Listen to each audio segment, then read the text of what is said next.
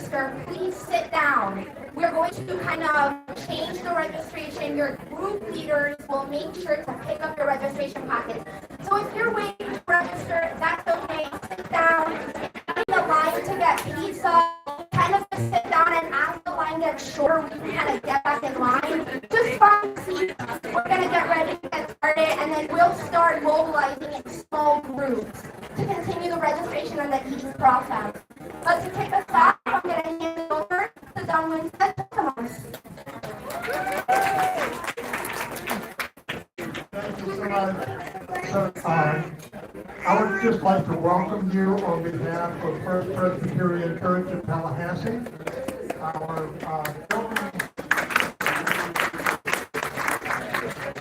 Our building store on the corner of the flight structure is the oldest building in Tallahassee, Florida that is still being used for its original purpose. It was built in or constructed in 1838, so we're all about sustainability. A couple of important things before I turn it over, and it's really important. The location of the restrooms. Out that door, and a little bit to the right and to the left is the women's restroom, the main window. Through this door to the left here is the men's restroom, and through this door there's a sanctuary entrance, and if you open the entrance to the sanctuary, there's a sign that says vestments and choir room, and in the choir room there are two unisex restrooms, and they're free to use. We ask that you do not try on the choir robes unless you intend to sing, which you are cordially invited to do. Okay, if that backs up, we do have two additional restrooms upstairs in the back of the sanctuary, but hopefully those will be sufficient. I'll be here throughout, so if you need anything, just let me know. We'll get you taken care of. And when you finish your pizza and all, there are trash cans all provided. Why are we recording now? Hope you enjoy your time here, and hope you have a very productive visit here in Tallahassee. This is not yours.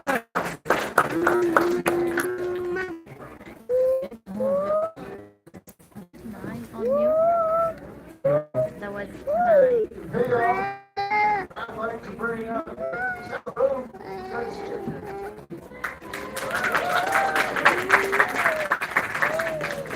Good meeting.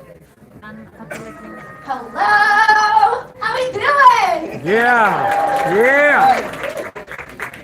Okay, so thank you again so much for being here. Just really quick again, I just want to thank all of the organizations that made this really happen. We're seeing an interdisciplinary, intergenerational, intersectional movement, and I know that I'm very proud to be part of this movement. I'm so proud to stand alongside all of the other organizations. Thank you so much, especially for Rethink Energy Florida. This is something that happens every year, and it's just really, we are kind of standing on the shoulders of giants that have been doing this for decades and decades and decades. Thank you so much to Oregon. Thank you guys for traveling so far.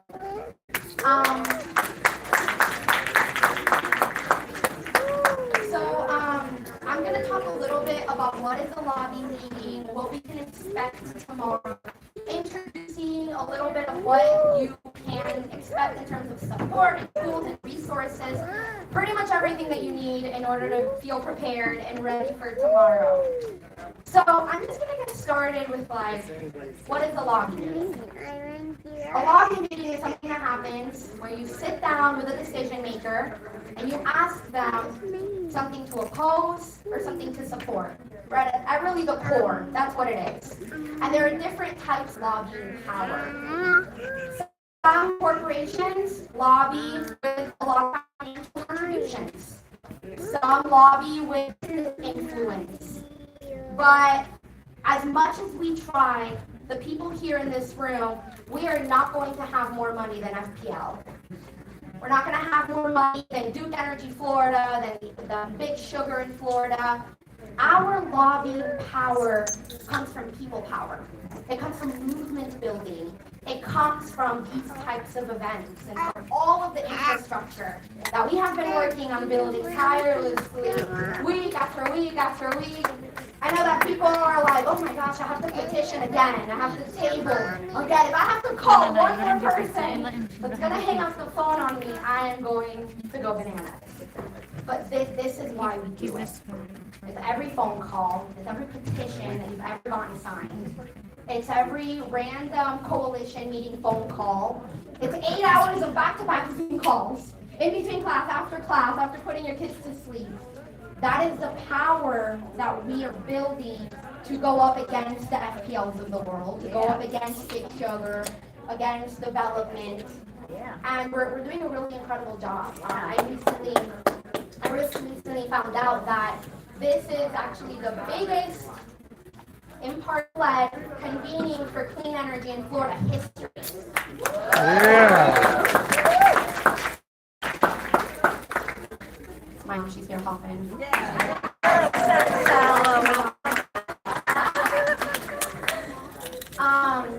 And we're doing a really great job. And so that's really what the heart of the lobby meetings are going to be tomorrow.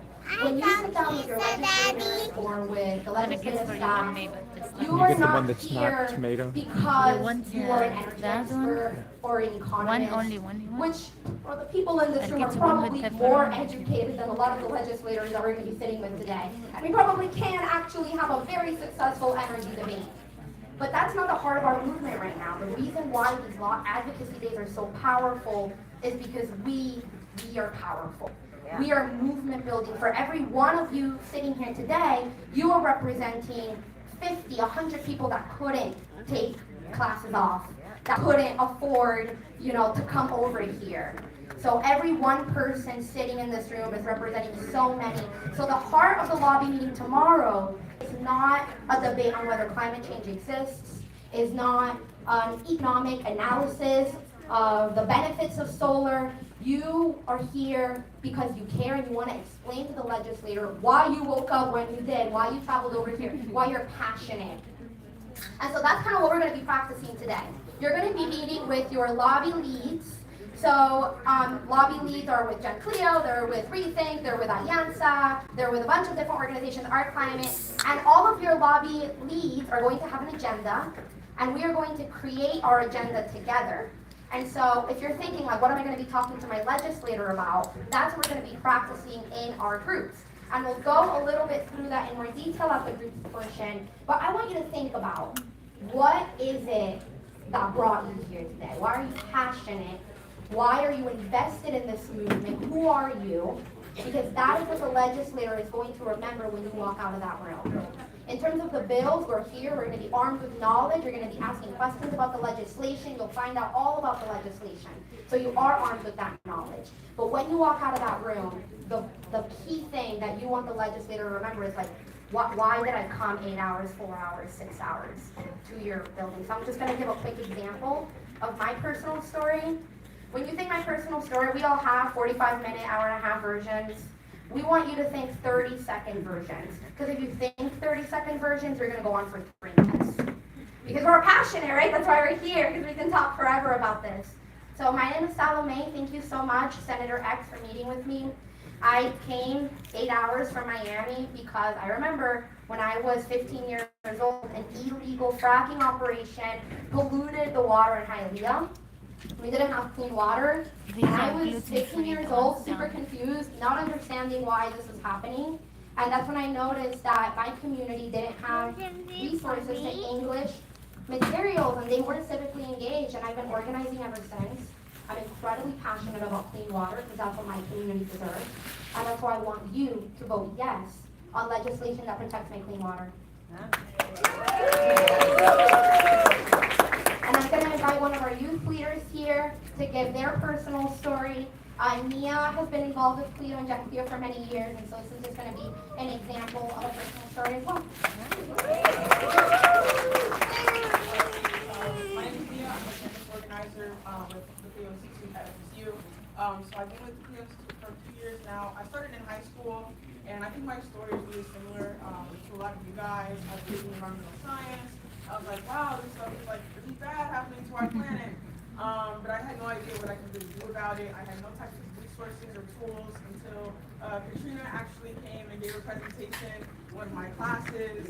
And that's really where I got connected with the Clio Institute. I started learning about climate justice, intersectionality, all these different types of things that relate to climate change and related to things that I already cared about, especially issues like food insecurity and affordable housing in Tallahassee. So all those things, learning about them and learning actually how to take action and mobilize with this organization has been really helpful, and that's exactly why I'm here today to lobby tomorrow and with all of you guys and all of your support.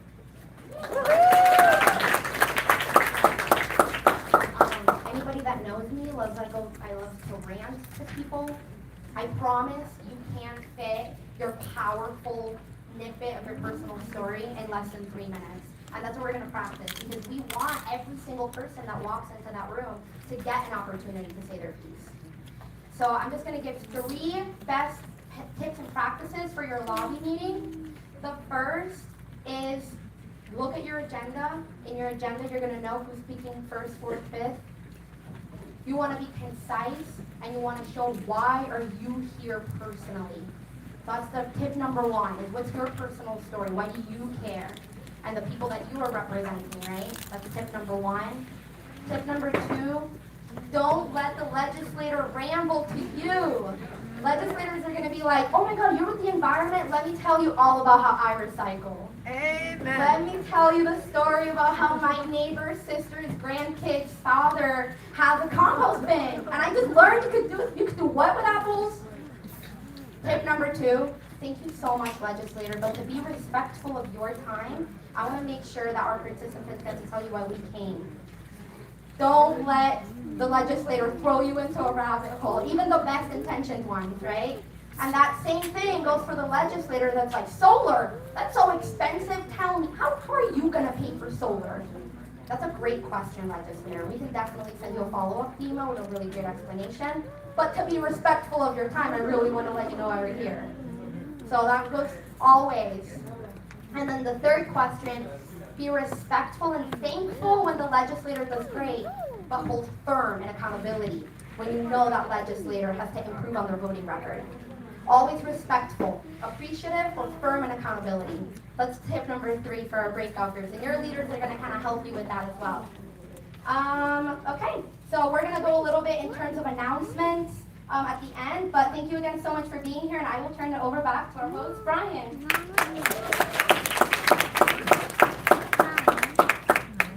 Thank you, Cello. Hey, everyone. We're going to go into the bills themselves. This is a suite of legislation. We've got 2 bills that we like. That's the Energy Equity Task Force, and Marion Knowles is going to come up in 1 second. Tell us more about that. And the upgrades to educational facilities and emergency shelters. Hopefully you picked up one of those postcards back there for Support Solar Shelters. If you haven't, make sure you get one on your way up. And then in between those 2, then after that, we'll talk about the action. So first up, I'd like to introduce Rethink Energy Florida's Associate Director of Campaigns, Marion Knowles.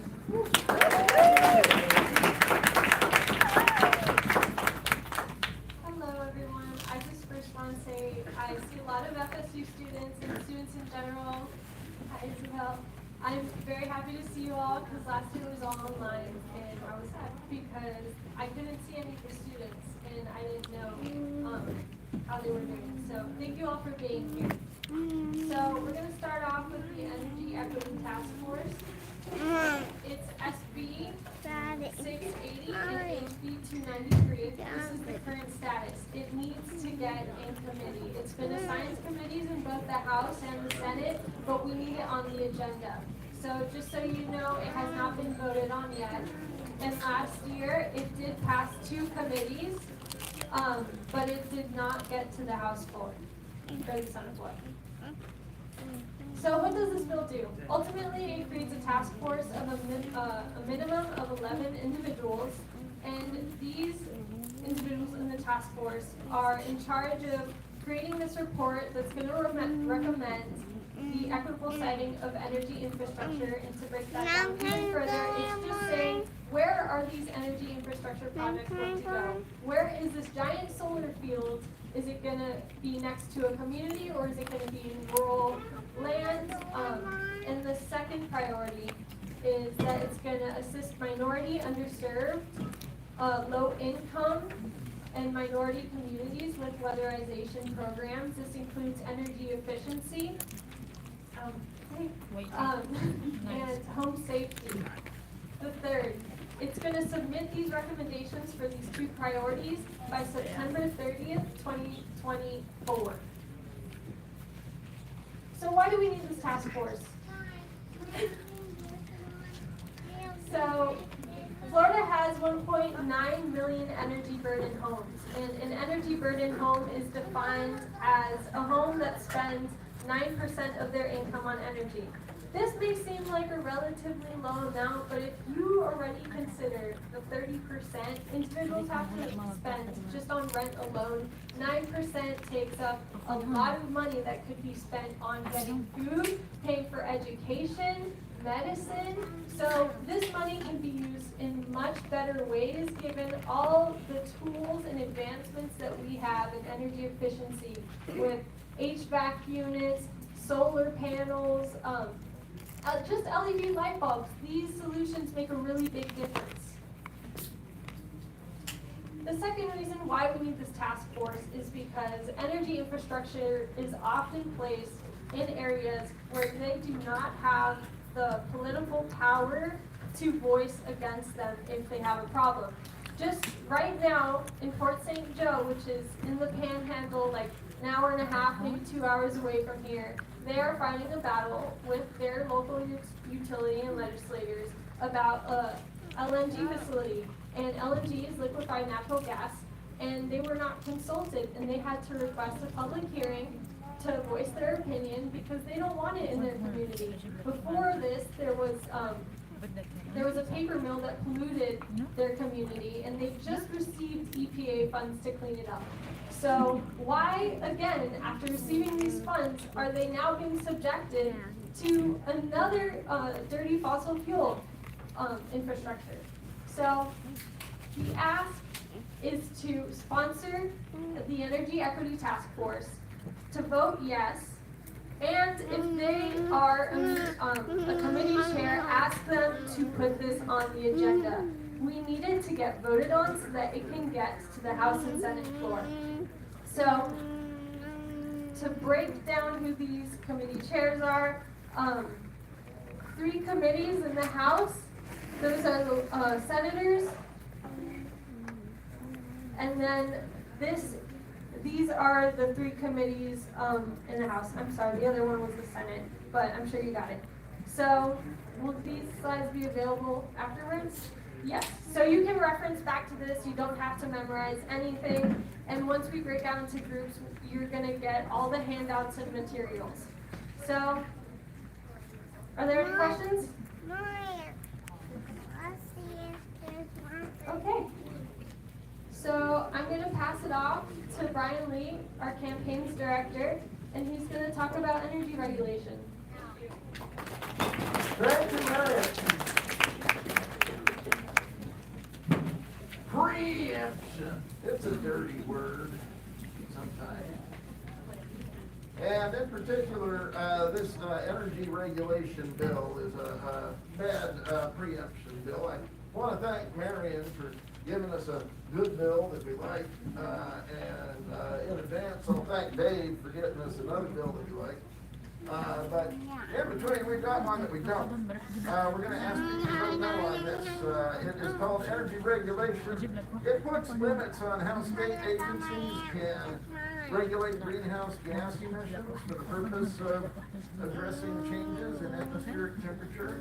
In other words, it puts limits on how, for instance, the Florida Department of Environmental Protection would be able to regulate greenhouse gases. So they would not be able to do that without a specific bill passed by the legislature allowing them to do that. It prohibits local governments from adopting or enforcing certain state, it prohibits adoption of enforcement of certain state and regional programs to regulate greenhouse gas emissions without specific legislative authorization. So local governments would not be able to require a particular component, design, or material because of its energy savings or energy producing qualities, or prohibit a particular component, design, or material based because it does not meet an energy saving standard. So when they're writing when local governments are writing requirements for building, they would not be able to specifically put in energy saving measures. And it will not allow for the it will prohibit natural gas, it will make it so local governments cannot prohibit natural gas powered home appliances. This is the gas stove culture war thing. There's another bill moving also addressing that as well. So this bill will create a regime under which local government can only require energy efficient components, design, or materials to be used in goods and services, including buildings, to be purchased by the local government. So it's okay if a local government says the local government can institute these sorts of energy saving measures, but they can't require it for any building within their jurisdiction on the books. So neither one of these buildings has been heard in committee yet, and we would just love it if Regulated Industries Chair Senator Gruters and Energy Communications and Cybersecurity Subcommittee Chair Gia Lombardo never scheduled it for a hearing. So if you run into them, I don't know if it's better to say nothing and let it lie, or to say please don't schedule it. If it does get scheduled, though, we're encouraging everyone to vote no on it. So that's the ask on this one. Vote no on House Bill 1217 and Senate Bill 1238 at every opportunity. Interesting data point. This is like the third Senate Bill 1238 in 6 years with that bill number that we fought against. All right. Any questions on the energy regulation?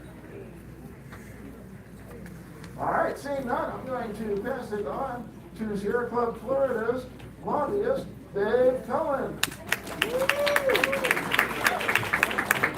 Thank you, Brian. How y'all doing? Hey. I'm wearing my protective coloration for walking around in the Capitol. I actually do have a pair of shorts.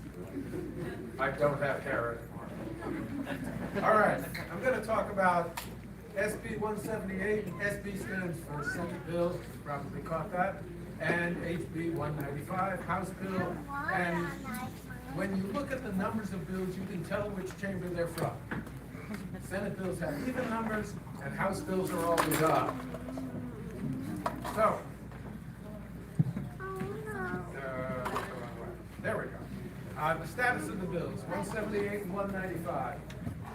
These are sponsored by Senator Berman, who's from Palm Beach County, and then we have two prime sponsors from the House, Representative Casello from Palm Beach, and a new representative just recently elected in 22, Lindsay Cross. She's from Pinellas County. So those are the folks that have filed these bills and are trying to get them passed.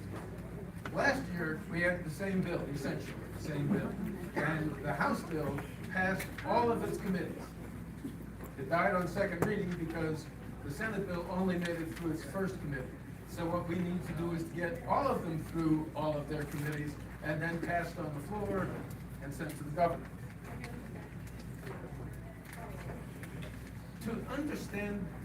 To explain the bill, when you're trying to convince a legislator to support this bill, it helps if you understand it. So the answer to understanding it is in the title of the bill. Education facilities and emergency shelters. All right, they're two different subjects. One is about education, one is about shelter in an emergency. And that's going to be important to understand when we get to the next slide. Now, this is recognized, the likelihood or the possibility of using solar power is recognized in the Florida Building Code. I've got a little piece of it up there.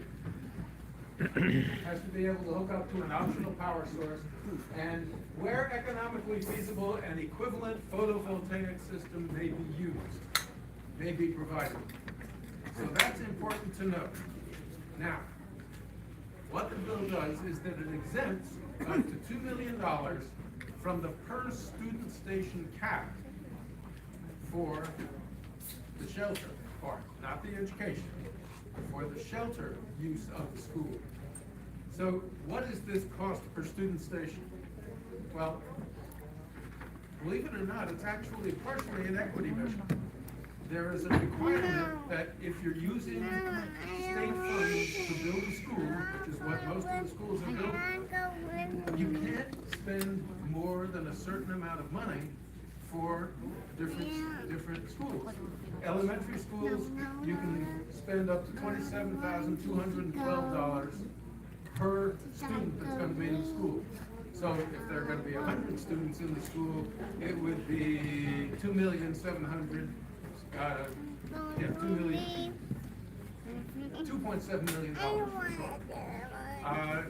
If you're building a high schools have lots of lab equipment, they've got more sports fields, they've got fancy auditoriums, and high school students are bigger, so they need more space. That is $38,000 per student. So if you've got a high school with 1,000 students, you can spend $38 million on building that school. Okay? That's for the education piece. This exempts that per student station cap for putting solar, or for that matter, geothermal or whatever, renewable energy. That's what this bill does. Okay, can you move the mic closer to your mouth? You're gonna have to yell louder than that. Hold the mic closer to your mouth. Hold it closer? Yes. Okay, good, will do. Okay, the benefits of this. First, you're going to get solid, clean backup power in emergencies. There's no smell of exhaust, no noise from the generator. And the school gets to use the solar power when there isn't an emergency. It's there. It doesn't cost anything in terms of fuel. It's already on the roof, so they can use it. And Florida schools spend $500 million annually on electricity alone. 67 counties spend $500 million. So they can take a bite out of that by using these solar on the schools. So that's the savings for the education. Any questions on the bill? What happened to my ask slide? Well, the ask is, when you go and you talk to the legislators, the first is to support the bill. To support the bill. And the second is to speak to the chair and ask the chair to agenda the bill. And the chairs are Representative Masulo, he's a medical doctor, and Keith Perry is the chair of the Senate Education Appropriations Committee. Question? What about if they say, well, if I already have a backup generator, why would I need solar? If you've already got a generator for the school, Yeah. well, then you probably don't really need to do this. But if you're going to, generators, you'd have to have a pretty big generator to provide backup power for what's called an enhanced hurricane protection area. Okay. So I mean, I did it as a kind of trick question, just so we can be prepared. But I think it would be feasible to say that because it will save us money, right? It was clean energy. It won't harm our health, right? So I think we should be ready for those questions because they will come up. What about if they say, well, solar is too expensive? Where else do you get power for free? Just we've done this a couple of times. I'm just putting it out there because they can come up. Yeah. Okay. Well, you do need to be aware that they may try and trip you up. So So basically, this bill, But I wear these, but they still don't have. so does this bill exempt, basically the student cap, meaning like you can spend more money on solar if necessary? Okay, the question is, does the bill exempt the student cap? What it does is that it exempts the expenditure of up to $2 million from the calculation of the cap. So you can like spend more So on solar. that means that the school district can spend the $38 million for the high school, plus another $2 million for solar panels. Oh, thank you. Can we bust this myth of backup generators being useful? Because we went through the hurricane with a backup generator and solar power, and the solar was the only thing we could rely on because we couldn't get any fuel in our area. Well, if you can't get fuel, that, you know, what is the place down in southwest Florida? Babcock Ranch. But the Babcock. town that was built in Babcock Ranch. It's completely solar, and Ian went right over them, and they sheltered in place. They had people coming from the town that was under a 12-foot storm surge, and they stayed in the shelter. People stayed in their houses, and they were just fine. They didn't lose power once. So that's the advantage of solar. One more question. Having solar installed in the schools, I'm assuming that they're able to then have energy produced throughout the year that will reduce the cost, the operational cost of the school, because the electric bill will be lower, and it will still be there as a backup for emergency when it's needed. Exactly. So Exactly I right. don't see, is that a point that we can bring out? Exactly, yeah. You get two for the price of one. You get a dependable emergency source of power for when there is a hurricane, and you get to lower the bills for the educational establishment. And I think we need to move on, correct? All right, thank you very much. Thank you, Dave. And Dave will be around for a little bit longer, as will myself and Marion, and we'll be able to answer hopefully any more questions if anyone individually has them. I did want to very quickly, before I bring Salo back up to introduce the breakout rooms, mention our action very quickly. So on the table back there, you'll see some postcards that look like our logo there, Support Solar Shelters. So we all think this bill's pretty good. Well, the person that can move this bill is Senator Perry, Senator Keith Perry, P-E-R-R-Y, and he lives in Senate Office Building, room 406. So what we're going to do is we're going to take the postcards that we have, and we're just going to write on the back of them, "Dear Senator Perry, please hear the solar shelters bill in committee," and put your name and where you're from. And it's that simple. So we did this with a fracking regulatory bill a couple of years ago, and it inspired Senator Bradley to hear the bill in committee. So we're hoping this will work with Senator Perry. And now I'm going to bring Salo back up to introduce the breakout room.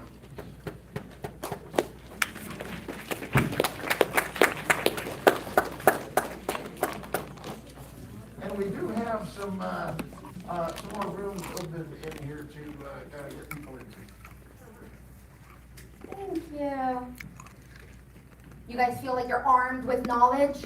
Ready? Yeah. Awesome. Okay, so we're going to be splitting up into our breakout groups. There are breakout groups by region. And so the breakout groups are going to work kind of slightly different depending on if you are with Gen Cleo or if you are with pretty much anybody else. And that's because Gen Cleo is kind of consolidated in a very small area. So to avoid a bottleneck problem, we're going to be meeting with our legislative regional delegation. So for Gen Cleo, you are going to be meeting with your regional delegation, and pretty much everyone else, you're gonna be meeting with like your representatives and your senator like at your house who represents your area. So during our breakout groups, we are going to be filling out this planning sheet together.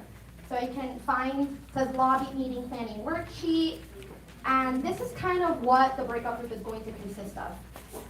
You're going to get to know each other, introduce yourself, meet your lobby group leaders. There are 4 important roles that must be met in every lobby meeting group.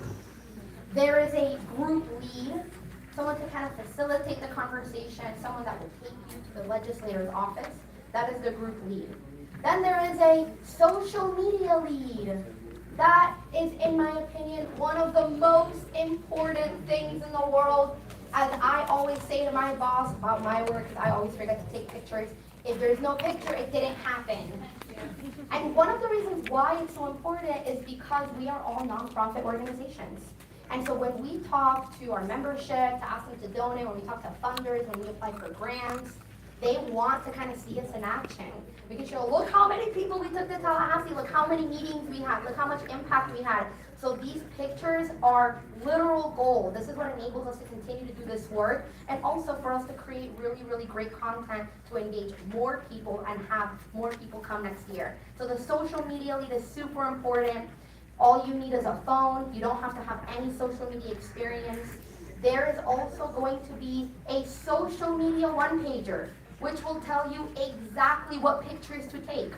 The social media one-pager will say, please take picture with legislator. Boom!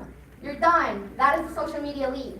And then the third is the note taker. We want to know when the legislator is asking important questions so that we can follow up next day.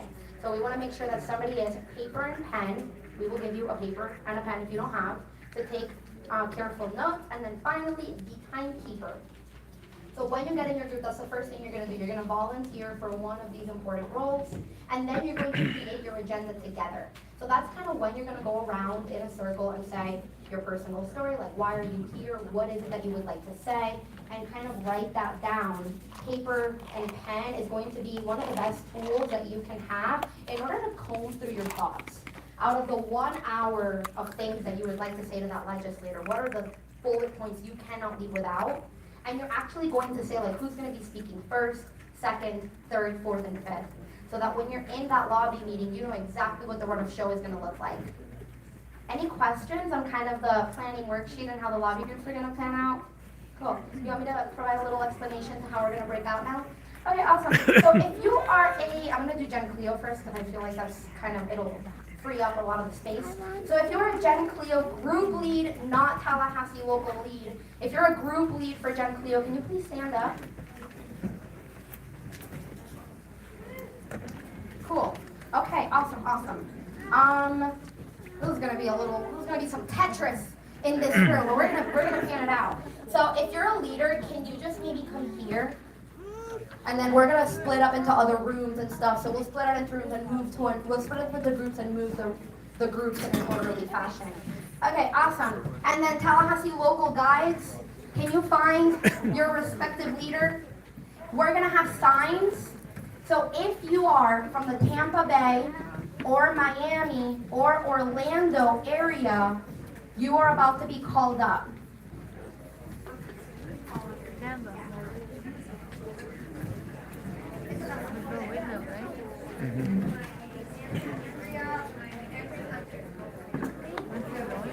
Yeah, we will, when they call us up.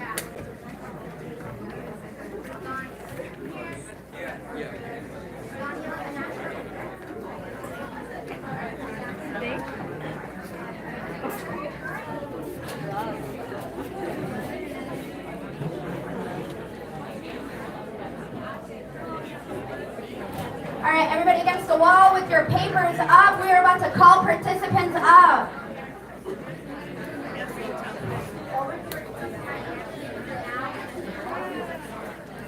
Okay, all right, so if you are in Miami-Dade, please stand up and pick a Miami-Dade group. There are 5 Miami-Dade groups. Pick one, anyone, dealer's choice.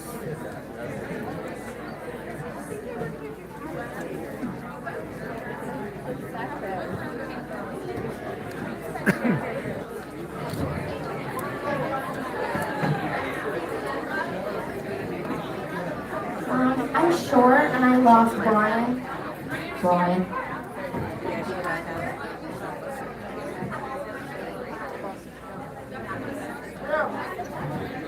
Are you an additional room, Kim? All right, Miami-Dade. Once you have your group, you will move to the back of the room to that door on your right. All 6 Miami-Dade groups, you're out of here.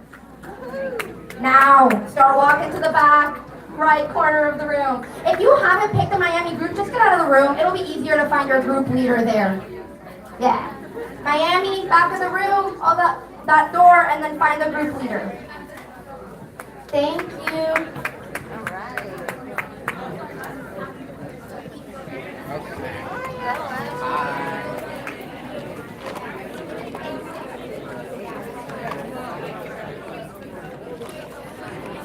Alika?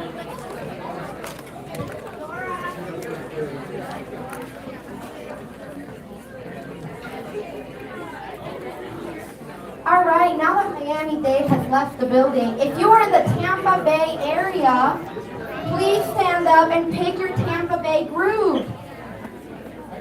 Tampa Bay, we are going to move out into the beautiful patio right outside. Now Tampa is out of the room. Now RFF leaders. Oh, Orlando. Orlando. Where's Orlando? Oh, Christy, Orlando group. You get to stay in the room. You get to stay in this big beautiful room. Okay, awesome. So now if you are a leader for Northwest, Southwest, all of the other These are, the 2 on the top are my representatives.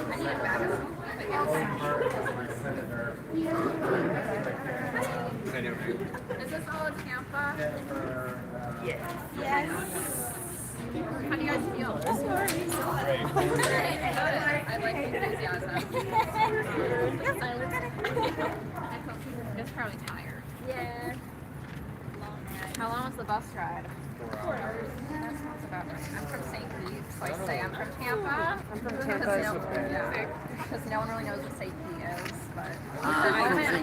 I'm from the Clearwater areas, and there's a group here. Yeah. Are they with USF St. Pete? Are they with USF St. Pete? The group here? Probably USF Tampa. No, I'm more like an old guy from there. Okay. Please. Oh my gosh, this is such a big group. Okay. So, social media lead. Perfect.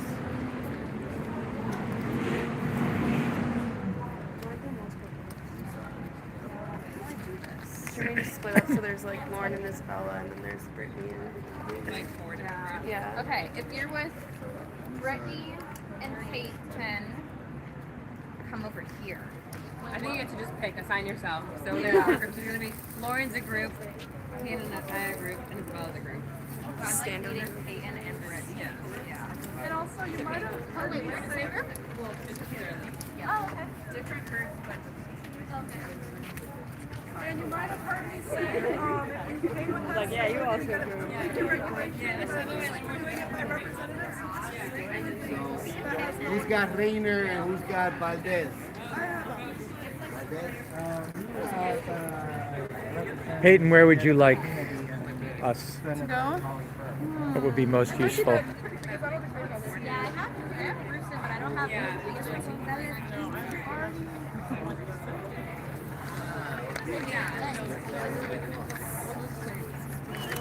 Yo voy a ir con Valdez para ver a Valdez.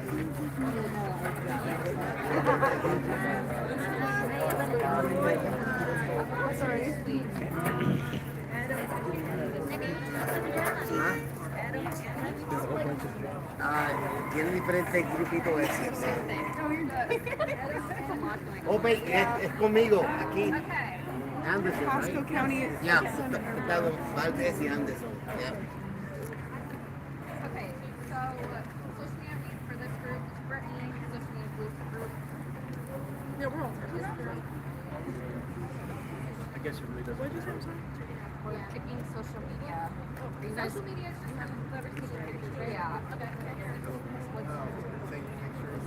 Who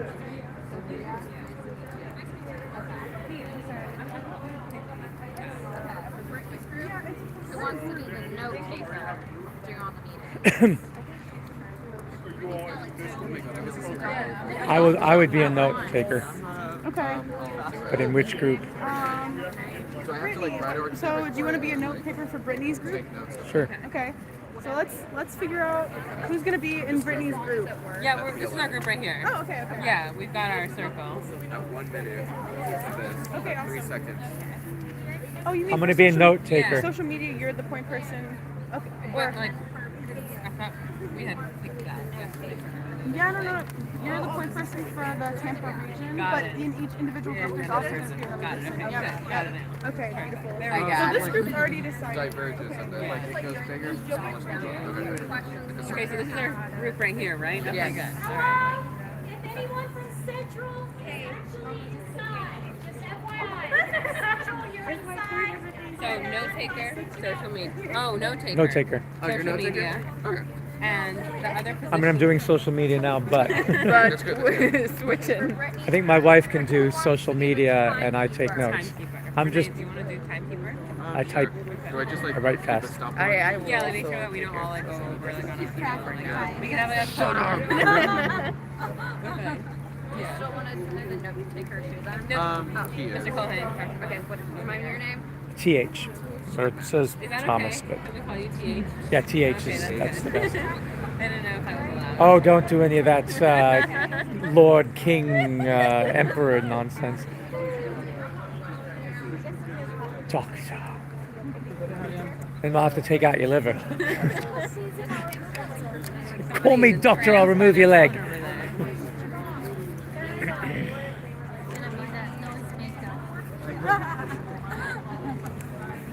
So A if little they're noise not gonna maker. listen, he's gonna be the noise maker. Okay. now I feel like he needs a speaking part, and how are we going to facilitate that? I think we should, though. No, she's joking. She's saying that he needs a speaking part.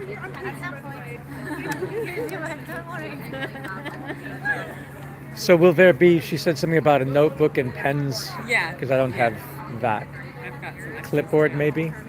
Something solid to Yeah. write on? Yeah. That would be good. We'll make sure we have those. This goes back to my dad was a journalist, so he always walked around with a notebook, a notebook, tape yeah. recorder, and a pen, always.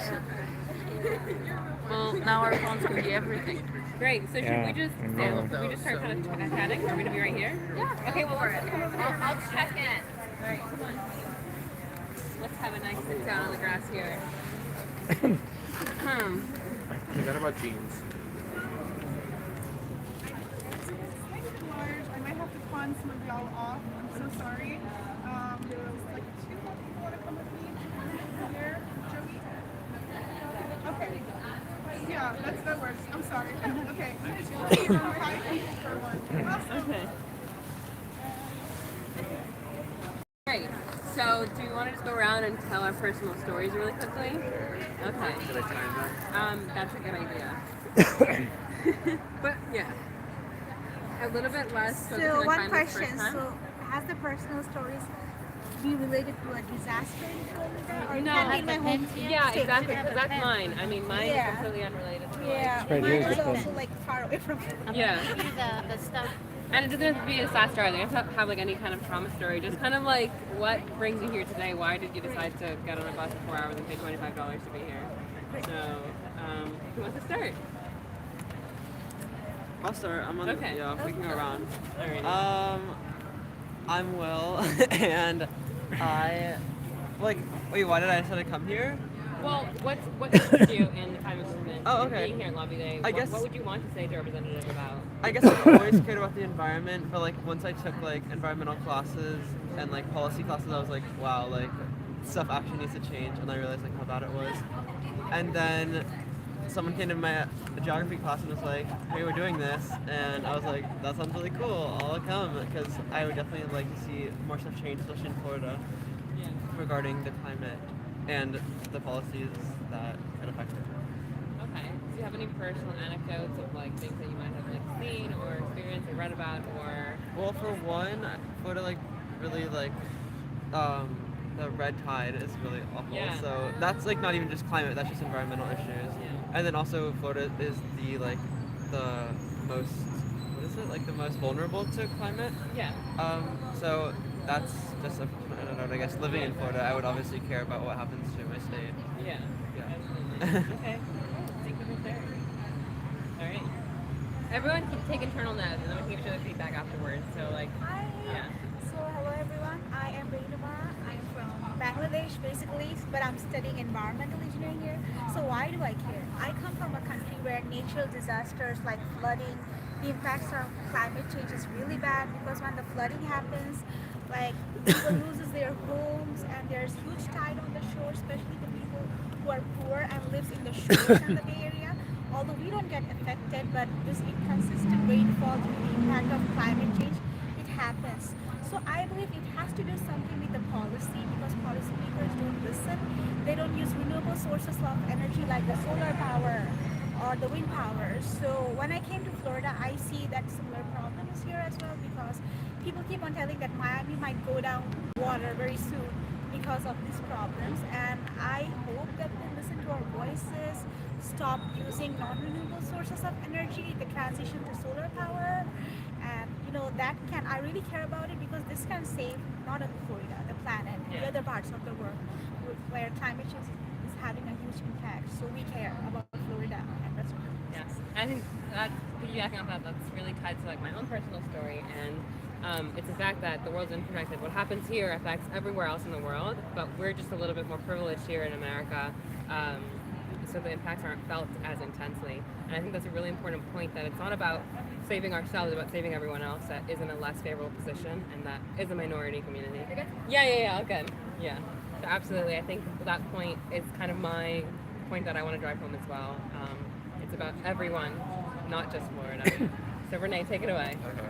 Well, my name is Renee. I was born and raised in Florida environmentalism, but every time it has been mentioned, it's usually through my parents. They were born and raised in Guatemala, and they immigrated to the United States. And I've also had the privilege of visiting my parents' hometown, and what I've seen is that like there's a big difference in the way our urban structures work. And so my biggest concern is the mass loss of acres and acres and acres of land for urban development, and specifically for subdivisions and unaffordable housing. And I can testify to that because we had to fight a little bit for our house, only because it was like so expensive, and I think we were able to get it, but I know a lot of people don't. And in specifics, Bradenton is a very suburban city, and it continues to expand into more farmland. More farms are being bought out. And I've seen that in my parents' hometown. People live very closely. It's kind of like, you can see it here, literally here. Cities are walkable, homes are walkable. And it's crazy to think about it too because of like the car culture here, which creates a bunch of climate change. And so what I did in high school was I joined a bunch of environmental organizations. I became presidents for a couple of them, vice presidents. And then here in college, I'm doing environmental science, and I heard Jen Cleo, and I was like, yeah, let's do it. So I'm Marmela, and I'm from Albania. I just moved recently to Tampa Bay, and the reason I'm here today would be because I love taking action on matters that I'm very passionate about. I love traveling, and I love to leave places or people better than I found them. So I think it's very important that in 10-15 years Florida is better and not under the water. So we should do all we can to raise our voice and mitigate climate change, and we should do it today. So yeah. Great. Thank you for sharing. Is there maybe, I guess we'll come back around with feedback, but so my story, I'm from the Bahamas. I'm from a tiny island that's 21 miles by 7 miles wide. We are very small. The Bahamas' population is literally only 400,000 people. We're not even there yet, actually. Yet our risk of displacement is 100 times more likely than anywhere in America. Yet our footprint is negligible in compared to the footprint of like these, mega countries, powerhouses in the world. And so that leads me to like question like what. There's such inequity there. How are we being impacted so severely? And these countries that are at the core of the issue are not. So I believe in holding our legislators accountable for the change that they can make, but they're choosing not to make. And studying the law, this is very new to me. Legislation, American legislation is very new to me since I just moved here 6 months ago, but the contradictions are so huge in all these regulations. Since like 1888, where the first regulation was made, to like 1980, where like one of the more recent ones were made, the contradictions are vast. The corporations are protected. There are exceptions for every single corporation that there exists, and yet we're the ones kind of paying the cost. And to me, that's so wrong. So I'm not like anti-capitalism or anything, but I do believe that we put a lot more importance into economic growth than socio-ecological growth. And so that's my tidbit. Thank you for listening. TH. So I'm Dr. Thomas Culhane from the Patel College of Global Sustainability at USF Tampa, where I direct the Climate Mitigation and Adaptation Program. I'm here because I've been living on and off grid for the last 25 years in countries as diverse as Guatemala, as Indonesia, as Egypt, as California, New York, and now Florida. And because I've lived with solar energy and biodigesters, self-built solar hot water systems for so long and seen their effectiveness, particularly during the hurricanes that hit us, and relied on them to get through saving life and limb, I feel that I have to advocate for a solution that for a quarter century I've successfully employed and deployed and taught others to employ. And now as a professor, I know that anybody from whatever walk of life can put in at the community level a renewable energy system that will make them safe during many of the climate threats that we have. And it's like knowing that you have a cure for for an illness and not sharing it. I mean, you just can't live your. I know that I can keep my family safe from many of the things. I'm privileged, but to know that other people could needlessly suffer when we have all of these technologies at our disposal upsets me, and so I'm here to make a stand for that. Would you like to share? Yes. Hi, my name is Ines. I come from the West Bank, Palestinian occupied territories. I lived my whole life we have solar thermal systems all around the West Bank. So it doesn't make sense that you don't heat it's just very simple system. You heat your water off of solar. It's just, we're not a rich nation, so to put photovoltaic systems, it's not everybody can do it. My family's like, we helped build biodigesters when we visited them last summer, and I think, are we gonna put photovoltaic to make power? Because we pay a lot of money for power, especially in the winter. It's very cold. So yeah, anybody who gets, like my half brother who lives like right next to us, he has a photovoltaic system. So they make some. It's just the thing is, when it's the irony when you can't afford it, you want it, but in some countries you can't afford it, but there are other ways around it to stop people from doing it, and it just makes me think how different but yet similar being in a different part, living my whole life in a different part of the world and coming here to Florida. People can't grow food. Why? That was a very weird thing. Like, at least for us, we still consider a farming kind of society. So growing food is just, you have a house to stop putting trees around, and you put fruit or whatever, like something to eat. When I came here, there was the fleet farming starting in Orlando, and I thought, why is that a thing we have to fight? Just it's your garden. Why somebody tells you don't grow your whatever you want? Another thing to see, like, oh, the people put a lot of pesticides and water on grass, something that is not gonna sustain you. Like, we had COVID. What we're growing, and what if we have something worse? I mean, we're trapped at home. We couldn't drive. And we just public ship, and it's so expensive. We couldn't afford it. If it lasted for longer, we couldn't afford it. We tried to grow food at Rosebud. We're very blessed to be living there, but I know how hard it is sometimes. But you know, I know many people can do it, or the lifestyle, but it's still solar panels. Maybe the simplest thing we could just start with. Could you give us some background on Rosebud? Actually, I really know what Rosebud is today. Hi, Nye. Do you guys know about Rosebud? No. Okay. Could you give us some background on Rosebud, please? Yeah, What? sure. Rosebud Continuum Eco Science Center and Sustainability Education Center is a 19-acre property a half an hour north of the University of South Florida, where the family that owns the land, they're not associated formally with USF, invited USF professors like myself, students like Ray Numa, to come and turn their property into a best practice model for hands-on learning of renewable energy, aquaponics, hydroponics, raised beds, permaculture.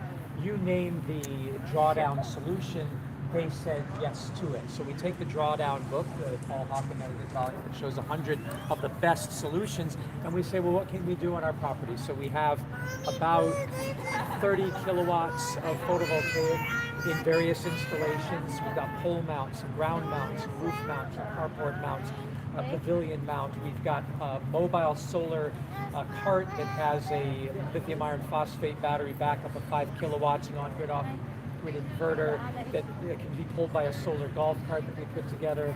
We've got ducks and goats and free-range chickens, and it's like everything that you'd want to see is allowed. And the more students come to us and they say, well, I've been learning about environmental science and I have an issue. So, you know, Inas comes from Palestine where they have solar hot water heaters, so we build our own solar hot water heaters. I mean, this is not rocket science. So when you have anybody who gives you permission to use that time, to use that land, what we say to our students is, why are you wasting time writing papers, taking quizzes and exams, and thinking that when you come out with a degree, you're going to get anywhere? And I, as a professor, after teaching for 35 years, I'm saying, we're wasting your time. When this is code red, this is the 11th hour with the climate crisis, then let's use every available minute and all your energy. And you said, well, where do I do it? Come to Rosebud. You can paint murals about it. You can put signage up. You can print leaflets. All the thing we're doing here, we now have a place where people can come and just advocate. And that's true. That's definitely true. I visited for the first time, and now Rosebud. I decided to send my food scraps, all my food scraps, to a biodigester, and I had never done that in my life, and I am so happy I found a way to do it. And we're doing in the future another project on shredding plastic, and then doing an art project. Yeah, we don't take out the garbage ever. The So idea is there is no such thing as garbage. So we challenge everybody who joins us, we challenge them to go the entire year or 2 years that they're in graduate school or longer, to go zero waste. And so if you bring your food waste and you grind it up and feed the biodigesters we have, you can partake of the barbecues and the free energy that it produces, the fertilizer that it makes, you can take home. If you bring plastic and you shred it, you can partake in the sculptures that she's making with us. It's all about just thinking, what can you do? And It's actually doing what you learn in the classroom. Nothing is wasted in Rosebud. Even the bottle. I think the issue is great, and it's a great thing. And we all care, we all love this movement. All students are saying we are passionate about this. I know. She asked everybody to put their number, so I think we can communicate in a group chat. Would you like to put your number on it? Yeah. For the group chat? Hooray. I think a major issue. Telephone number, or what is this? Oh yeah, this phone number. Is that for the registration? What is it? For a group chat. Ah, okay. I just love the diversity of this group right here, and all these different backgrounds. You know, how each of us has a different priority in this. Yeah. And when people talk about biomimicry and how powerful the planet became as a living entity, Gaia, this force where nature self-reinforced, and then we break the metabolic chain, the metabolic web, and create this metabolic rift, and all we have to do is put ourselves together like an ecosystem again. And the nice thing is that we create variable niche space. It's not like these hierarchical systems with a caste system, which I'm sure in Bangladesh you're all too familiar with, and that we had here in the United States with slavery. It's really supposed to be that every one of us can play multiple roles, like in a permaculture system, and then evolve those roles, co-evolve those roles, so that we're always feeling vibrant and alive and interested, and nobody ever tires of the journey. Because I'm sure you're all going to get sick at some point of being the sustainabilist and feeling lonely and like you're working too hard and does anybody care? But in the ecosystem you're talking about, one day you're an artist and the next you're a musician, and the next you're a scientist, and the next you're a mathematician, the next you're an accountant, and the next, I mean, as you feel capable. And that's what I think, as a group advocating for climate change, I want to change climate change. I don't want to support climate change, I want to change climate change. The thing that we can do best is to create a new society that uses all the best practices of indigenous, ancient wisdom, modern wisdom, postmodern future ideas, and it's never sclerotic or stuck. So that's why I love the eclectic nature of this, because we represent so many strands of thought. We're not going to attack capitalism, socialism, communism like yawn. Yeah. It's something completely new, right? And there's nobody that has to be marginalized. There's nobody to I attack. didn't. There's really no fight to be had. The struggle, as my wife's family would endorse in Arabic, is the jihad, which is the real jihad, not against anybody, but against your own demons. That's what jihad originally meant.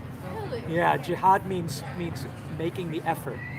And when a jihadist is a bad term, because they're making the effort against somebody. But the jihad, as it originally conceived, was fighting those inner battles, making the effort to overcome. Right? You know this is, you're from a Muslim family as well. Yeah. I never knew about that. Yeah. Yeah, like it's not so negative. It's like you are fighting against negative. Hello. It's not like you are Yes. not wanting to hurt something. Right. The media people that just I would like to. Okay. Yeah.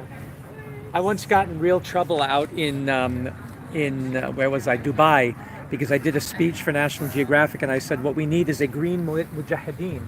Because it rhymed, green mujahideen. And mujahideen are the people who make that effort. And mujahideen has become known in the media as, terrorist fighters. Which honestly, I think the image media is just like a different form of yellow media Yeah. from 8 to 12. Like Yeah. it's literally just starting to like, oh my god. And people got so upset with me for saying green mujahideen. They're like, don't use that word. I'm like, no, take the words back. Like, Claim it. Yeah, claim it, own it. Like, and claim Christian again, claim Muslim again. Muslim means one who submits to the will of God. Right. So you're submitting to a higher power. Christian meant in the spirit of Christ. I mean, so why are we letting, in the climate movement, the so-called self-defined evangelicals who are not giving the gospel at all? Let me speak on this. I'm a pastor's kid. Let me speak on this. Please. Please, I'm a pastor's kid, and he's a conservative, and I keep telling him this, but literally, if there is a God, and He made this earth for us, it is a sin to pollute. Yes. I mean, that's like, that's not even a hot take. That's like so cold and might as well be Arctic. Ozzy, you didn't share, did you? Do you want to share? Because I think you came in after we were talking about it. Actually, so I'm spearheading just like the educational table on the first floor, and it's like if you want to, and they were like, if you want to pop in and kind of help lobby, you can, but just know that you are spearheading the entire education committee. I'm like, great, thanks so much.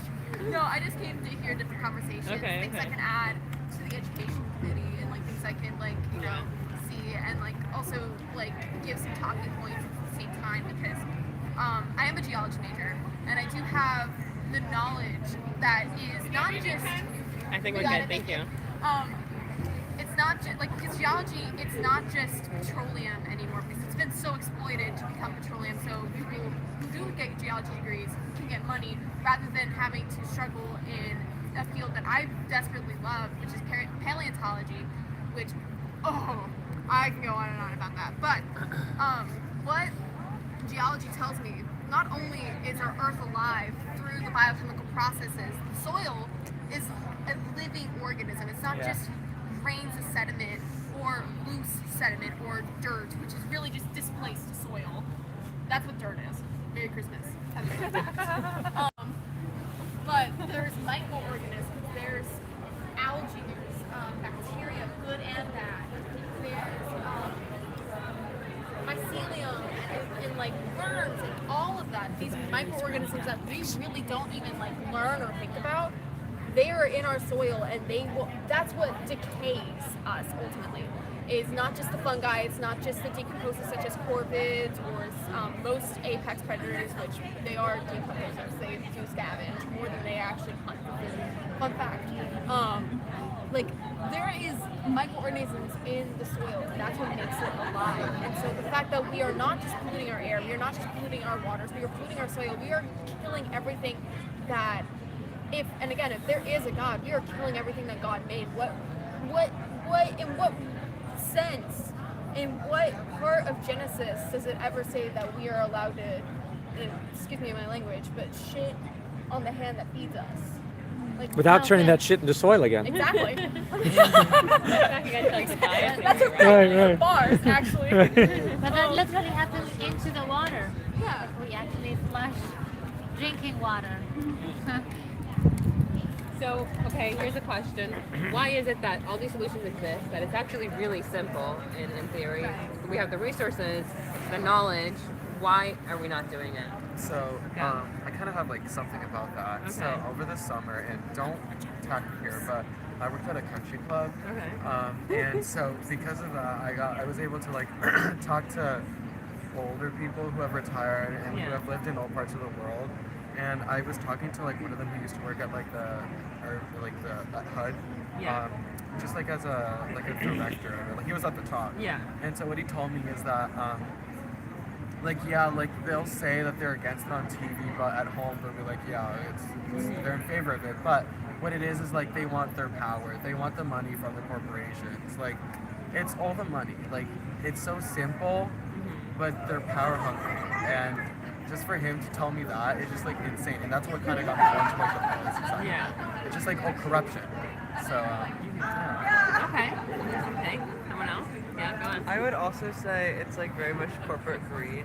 I would say, and then like also just like a lack of knowledge. I think like when I hear a lot of older people like talk to me, and like I was telling people like, because went home and I was telling people like, oh, I'm going to like this climate like lobbying thing, and they're like, well, it costs like so much money for that, or whatever, and they're like, and I just think it's like a lack of knowledge almost that they don't know, and also corporate greed pushing in the media like that it's impossible, or that no, these scientists are wrong, which like I don't understand how like media is gonna call science wrong, I guess. But yeah, I would just say lack of knowledge and corporate greed. Okay. I got a chaser for that. The reason they have this lack of knowledge is because they went to school. And I've been a teacher for 35 years, kindergarten through graduate school, and seen it at all levels in many countries. I hold school accountable. I hold the teaching profession, particularly the administration, that makes teachers beholden to giving useless exams and quizzes and intimidating and judging people. If you didn't go to school the way it is, or if you did what I recommend to everybody, and Fridays for Future we did as well. If you go to school and sit down or in front of that classroom or in that classroom in front of that school and you say, until you allow us to be free thinkers and sit in groups like this and come to our own conclusions for ourselves through weighing the evidence, we will not take your tests, we will not take your quizzes, we will not hand in your papers. Fail us all. You'll lose your ACH money, your doors will have to shut. We're your clients.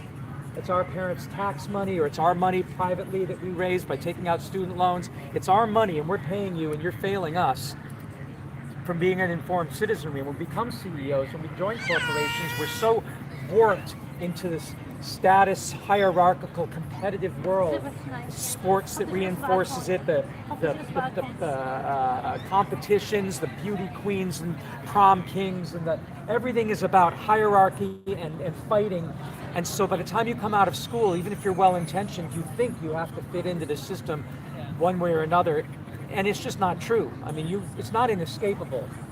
But school is your big, as it is your big enemy, and we're ambivalent about it because you know you want to socialize, you know you want to share ideas, you want to learn, but you never sat and said, what power I have in this room to simply say no to things that are not right. Like Rosa Parks, the big things where we're staying. When you know it's right, you fight for it. But what you've all been fighting is against some opposite other. Instead of right there, it was right there, the training, the brainwashing that was going on every day. And so I think that you guys could lead a very quick evolution, not a revolution, by simply saying no to school as is, but without leaving it. Sitting in there, what are they going to do? You're sitting there in your chair and you're going, nope, not taking your exam. let's discuss climate change. And the teacher's like, but that's not the lesson. Sorry, that's what we're discussing today. Or what? Well, I'll fail you all. Yeah, good, you'll lose your job. But you never mobilized like that. You'll march and you'll do all sorts of things, get beaten, water cannons. I mean, the amount of violence I've seen since participating as a kid in the 60s with my parents who were big radicals, you know, not radicals, but I mean, the violence and the suffering you see after all these decades, and you go, gosh, what if we just sat there in school and said, we're going to talk about climate change? And what are you going to do? They can't use violence against you. They told you to come and you have to sit in that room. It's not like the kids who marched and came into our building on Monday and got arrested for being where they shouldn't have been, saying they're disrupting classes. No, you be the class. You just sit there in the classroom and say, we're talking about climate change every day until you change the curriculum and your method. Would that work? No, you're afraid of it, right? Yeah. But of what? They can't arrest you for being in class. What would they do? It's more getting enough people to care enough. I think that's the concern. But that's what Greta Thunberg did so brilliantly, that the West doesn't understand. It's in this new German book about her and how COVID disrupted the most successful movement in history, right? You were reading that. The thing that she did is she tapped into the fact that almost every kid hates something about school, if not hates all of it. So you don't have to convince anybody. The ones who don't care about climate change will be like, yeah, sure, you mean I don't have to take the quiz? Yeah. I want to add something up to it. I was having a discussion in class, like one of the reasons that like when we are like, for example, I was taking this environmental policy class, it was all about jargons and writing paper, like ESG, fiscal incentives, this policy, that policy, like this statement in the federal. I'm like, what are these jargons about? But now as we are sharing these stories, it's simple, right? Let's protect our planet. Let's come together with our own stories, with our own experiences. Like it was all about like memorize the jargons, memorize the word, write the paper, get an A, get it done. Like They wasted decades of your life. students cannot get involved because all they're kind of in a race. Okay, like memorize the words, get it done. Like we have to be active, and you know the training, as Professor Kulan was saying, this has to be like that. Okay, we want to talk about climate change. Come together, help. We want to work on saving our world. So it's very simple. And you can be very creative. Let's say you're in a history class. You don't say we're not going to talk about history. You say we're going to talk about the history of justice. You don't say in a math class we're not going to do math. You say we're going to figure out how to use the Pythagorean theorem to calculate the best angle of a solar panel so that it gets the most incident sunlight. The teachers will be like, wow, you're great. They won't fight you because they hate their jobs. I know, because I've been there for 35 years. We hate being in there and going wah, wah, wah, wah, and seeing the scowls and the resistance and the sleepy faces and like, I hate my job, it's too tough. Their teachers will love you because you're saying, I have a way to make your job easier and make everybody engaged. Just asking you to try it. Okay. So, I'm gonna please if you're digress to this. Yeah. I'm gonna transition for like 5 minutes for like plan tomorrow. Then please come back and talk about this. It's beautiful. Okay. So my name's Sam. I'm the Tallahassee lead. So I'm gonna be your point person for like guiding the drug capital. It's very confusing. And it's gonna be very busy. It was very busy today. I'm passing my phone around for GroupMe. I think GroupMe will work better than the texting. So if you get lost, please call me. Please text me. Tell me your surroundings, because my job is to find you and put you in whatever meeting or whatever thing you're supposed to be in. Okay, so I'm assuming no one has the schedule. Okay, I'll send that in the group meet. But you guys are exciting. We have 3 scheduled meetings and then 2 Popeyes. So at 9:45, you guys are meeting with Senator Collins. 1:15, you guys are meeting with Representative Rayner. And then 2:15, you guys are meeting with Representative Parks. And then the 2 Popeyes are with Representative Alvarez and then Representative Coaster. So for the first 3 with the time ones. Give it to me, Nye. Nye, give it to me and I'll fix We it. need to be there like on time. But for the 2 Popeyes, you guys are gonna have a lot of free time between your meetings. So you go to the management mosaic, you go to the first floor educational booth that you'll be having. Come visit me, please. Yes. Or our youth caucus at 12:30 or our big conference roundtable discussion. But you just stay with your group. Because it's very stressful if I lose one of you guys. I start crying and be fearful. But so let's say you go to Representative Alvarez, and we're like, hey dude, hey girl, we want to meet with you for like 2 seconds. Knock, knock, knock. Jen Cruz at your doorstep. They're like, I'm busy right now, and I'm like, okay. Don't take no for an answer. Say, okay, when can we come back and talk to you for 5 minutes? Leave it as an open-ended question, so they can't just say no and like block you out. Wait, how does this go on? It's one of the Popeyes. We have 2 Popeyes, 3 scheduled. Yeah. I'll send it all in the group chat, so you don't have to memorize any of this. But it's basically just knocking on their door saying, hey, this is Sam. This is TH. We're with Leo, and we'd love to talk to you for 5 minutes about the solar bill or about any of the bills we talked about. And don't take no as an answer, basically. So that's pretty much it. So our first meeting is at 9:45. So breakfast starts at 8:30. I'm hoping we can be done with breakfast around 9:15 and head to Capitol. I know that seems really ahead of the game and really early, because that's a little stop to make. And I want you guys to be able to see, take pictures. Are we gonna walk from the bakery or? Okay. It's literally like 1 block, like right across the street. You're walking from where we're staying to the Capitol, or from breakfast? You're getting bus from where you're staying to breakfast, and then from breakfast we're walking to the Capitol. But it's you off the street and you're at the Capitol. Nice. It's not imaginary. Yes. So we're gonna look at the old Capitol. We're gonna look at all the rotundas, the youth caucus, and on your point person, basically. So I'm excited. Any questions? Or concerns? I have a question. One of the bills talks about regulation, and he mentioned, the fellow up there, about the culture wars about gas stoves. Yes. Oh, And I found it interesting because if there's one thing I'd like to say to a representative is that we have been using our own gas stoves, using our own renewable natural gas that we produce for 15 years. And like many people, I would resist vigorously having my gas stove taken away, providing that they stop using fossil gas. Because I will always use biogas made from my food scraps. But how do I position that so it makes sense? Because I want to let these legislators know that we're not stupid, it's not black and white. We get that there are health issues associated with fossil fuel burning gas stoves, but with renewable natural gas or biogas, these issues don't exist. And everybody who's come to visit us at Rosebud will say, we love our gas stoves because it cooks so much quicker and better flavored. My wife cooks on our gas, and we've just sidestepped the whole culture war, and people come to us like, we love that you're still cooking on gas, and you're an environmentalist. Like, yeah, because it's our gas that we make from food scraps that would otherwise be emitting methane in the atmosphere. What is that process? I'm sorry to interrupt you. But It's biodigestion, and it's a very simple process. Yes, it's just fart gas.